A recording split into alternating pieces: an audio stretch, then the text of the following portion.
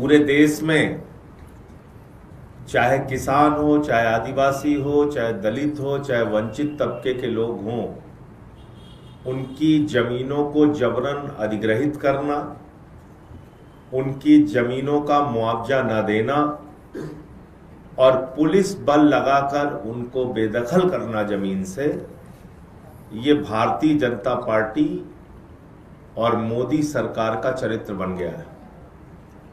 जहां जहां भी इनकी डबल इंजन सरकार है, सिंगल इंजन सरकार है, जैसी भी सरकार है, एक ही लक्ष्य है, पूंजीपति के लिए जमीन पर कब्जा करो।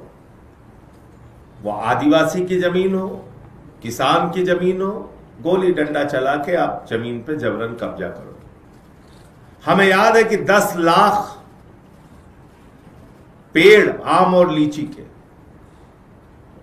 और हजारों एकड़ जमीन 1 रुपए में अडानी को दे दी गई बिहार के अंदर, 1 रुपए में। और उड़ीसा, जहां पे एक बड़ी संख्या ट्राइबल्स की है, आदिवासी समाज के लोग बड़ी संख्या में रहते हैं उड़ीसा में, उसका एक डिस्ट्रिक्ट है सुंदरगढ़। सुंदरगढ़ डिस्ट्रिक्ट में डालमिया सीमेंट के एक्सटेंशन के लिए,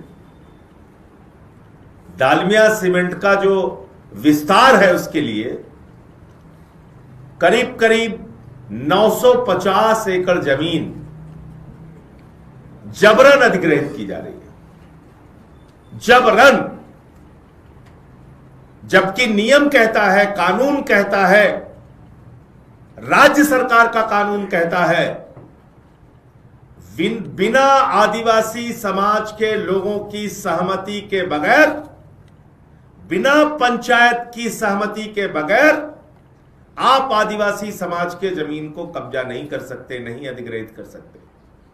और 5 पंचायत, लगभग 12-11 गांव, वहां के लोगों से कोई सहमति नहीं ली गई, किसी प्रकार के मुआवजे पे सहमति नहीं ली गई, जमीन लेने पे सहमति नहीं ली गई, लेकिन डंडे और लाठी के दम पे उनकी जमीनें कब्जा कर ली गई।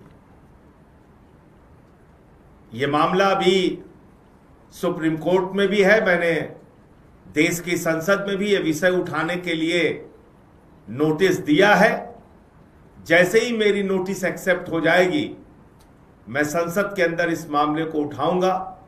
लेकिन दलित विरोधी, आदिवासी विरोधी, समाज के वंचित और गरीब तबके की विरोधी सरकार, मोदी जी की सरकार से मैं कहना चाहता हूं, उड़ीसा में सुंदरगढ़ के अंदर आपकी डबल इंजन की सरकार, आप डबल इंजन बोलते हो क्योंकि ऊपर आप बैठे हो, नीचे आपके जो मुख्यमंत्री हैं वो बैठे हैं बीजेपी के, तो आपकी डबल इंजन की सरकार जो ज्यादती, जो अत्याचार, जो अन्याय आदिवासी समाज के लोगों के साथ कर रही है, उस पर ध्यान दीजिए और तुरंत ये अवैध अधिग्रहण रोकने का काम कीजिए।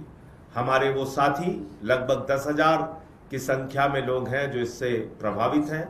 उनमें से बहुत सारे लोग यहाँ पे आए हुए हैं, हमारी बहनें भी आई हुई हैं, नौजवान साथी भी आए हुए हैं जो लड़ाई सड़क से लेके और कोर्ट तक की लड़ रहे हैं। मैं चाहूँगा कि विस्तार से आप अपनी बात मीडिया के सामने रखें।